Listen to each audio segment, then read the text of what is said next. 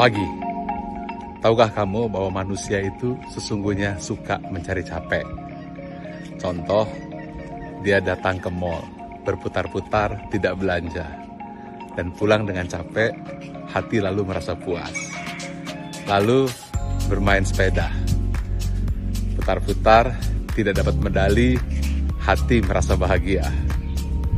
Lalu naik ke gunung, mendaki, merasa letih, sampai di gunung, tidak bawa pohon, tidak bawa batu, hati merasa bahagia. Intinya, manusia akan senantiasa mencari letih dan mencari capek.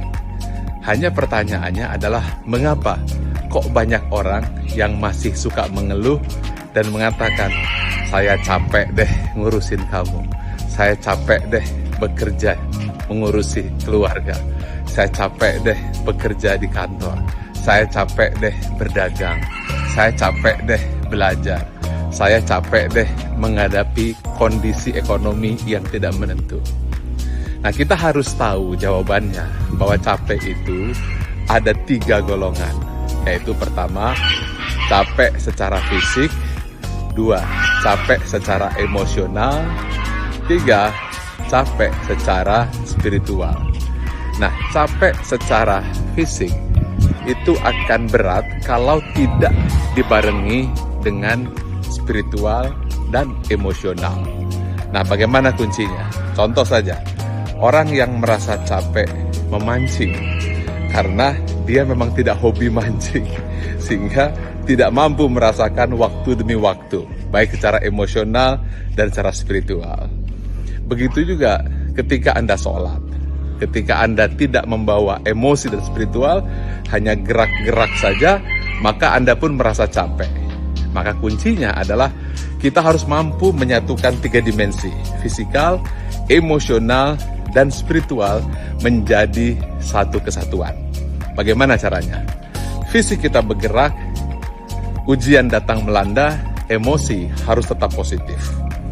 Tetapi apabila emosi positif pun kadang-kadang kita hilang akibat kena fitnah, dijatuhkan, dicaci, dimaki, dan seterusnya, ada satu lagi perbekalan, yaitu spiritual. Ya, nilai spiritual itulah yang membuat hidup penuh dengan arti. Yakin dan percaya bahwa setiap satu perbuatan dilihat oleh Tuhan, dilihat oleh Allah Subhanahu wa Ta'ala.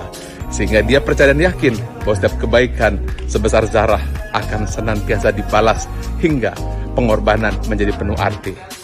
Kuncinya adalah satukan 3 hal, yaitu fisik, emosional, dan spiritual.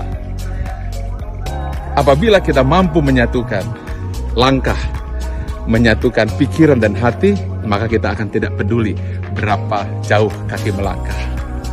Nah, kesimpulan yang paling mendasar adalah happiness and success is only a game of mind. Salam sehat, tetap semangat, keep optimis. Pagi.